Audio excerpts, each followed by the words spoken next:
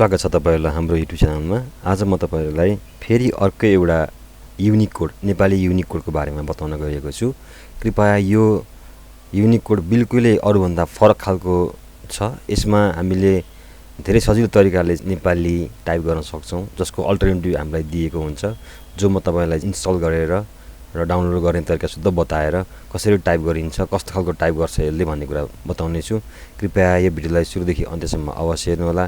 Like, share, subscribe गर्न पनि नबिर्सनु होला। आउन सुरु गरौँ अब।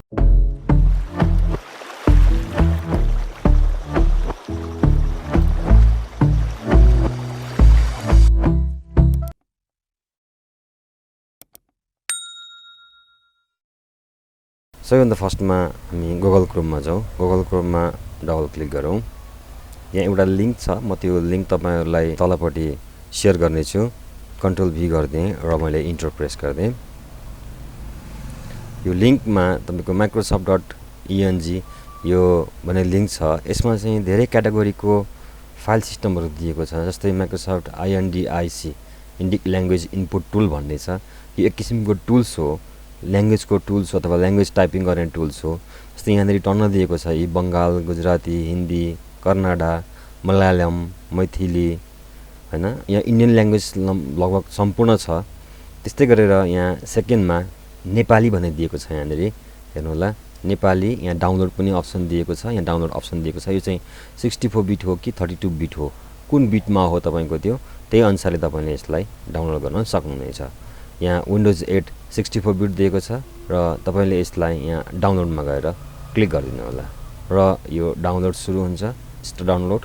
धेरै हेभी फाइल पनि छैन, यो एकदम सिम्पली अनि एकदम इजी खालको हो यो। ओपन फोल्डरमा गएर क्लिक गरिदिनुस्। हाम्रो फाइल ओपन भयो। यसलाई यहाँनेरि दिएको छ नेपाली INDIC इनपुट 364 भनेको छ। डबल क्लिक गरिदिनुस् यसलाई पनि डबल क्लिक गरिदिनुस् र सेटअप फाइलमा गएर क्लिक गरिदिनुस्। अब नेक्स्ट, जस्ट मी अथवा एभ्रीवन गरिदिनुस्। नेक्स्ट यस,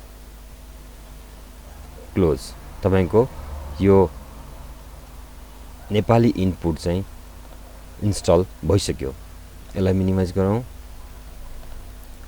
यहाँनेरि गएर हेर्नु होला, यहाँनेरि Nepali input, Google Nepali input. यो गुगल नेपाली भन्ने मैले अगाडि नै तपाईहरुलाई देखाइसकेको छु। यो मैले अहिले इन्स्टल गरेको नेपाली इनपुट। यसमा अब हामीले वर्डमा गएर WINWORD वर्डमा गएर न्यू